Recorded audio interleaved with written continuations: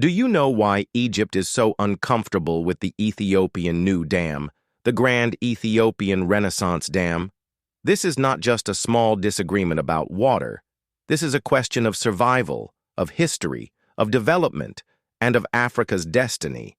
The Nile River, that great river that carried the pyramids, that gave life to one of the oldest civilizations on Earth, is not an ordinary river. It is the lifeblood of Egypt. For thousands of years, Egyptians have depended on it for their farms, their food, and their very survival in the desert. Without the Nile, there is no Egypt. That is the reality. And this is why when some people claim Egypt is not Africa, I just laugh. But here is what many people do not know. The Nile has two main sources. The White Nile flows from the Great Lakes region of Africa, from Lake Victoria in Uganda, Tanzania, and Kenya, stretching all the way through South Sudan before it reaches Sudan. It is the longer path, the spine of the river. But the Blue Nile, coming out of the highlands of Ethiopia from Lake Tana, carries the strength of the river. It provides about 80 to 85% of the total water that Egypt eventually receives. At Khartoum in Sudan, the White Nile and the Blue Nile meet. From there, they flow north as one mighty river through Egypt into the Mediterranean Sea. So while Uganda and the Great Lakes give the Nile its length, it is Ethiopia that gives the Nile its power. And this is where the heart of the matter lies. For decades, treaties written under colonialism gave Egypt and Sudan control over the river, while Ethiopia was denied the right to use the very water that originates from its mountains. This was injustice written on paper by foreign hands. And now, Ethiopia has said, enough. It is time to use our own resources, to lift our people from poverty, to stand with dignity.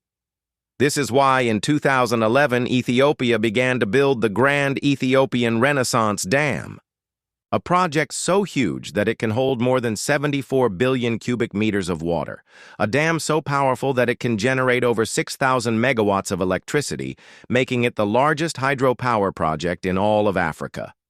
Do you understand what this means? Ethiopia can give electricity to more than 120 million of its people, many of whom still live in darkness. Beyond that, Ethiopia can export electricity to neighbors, to Sudan, to Djibouti, to Kenya, and maybe one day to light up the whole of East Africa. This is not just a dam. It is a symbol of African ambition. But while Ethiopia celebrates, Egypt trembles. Why? Because when Ethiopia begins filling this dam, less water flows downstream. If Ethiopia fills it too quickly, the farmers of the Nile Delta will watch their crops wither. The taps of Cairo may begin to run dry. Egypt, a country of more than 100 million people, fears for its survival. Sudan, standing between the two, feels both the danger and the opportunity. On one hand, the dam could protect it from floods and give it access to cheap electricity.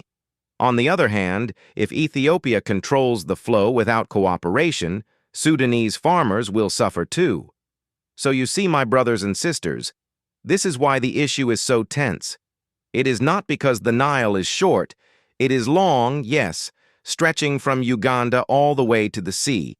But the real weight of the Nile, its life-giving water, flows from Ethiopia. And whoever controls the Blue Nile holds great power.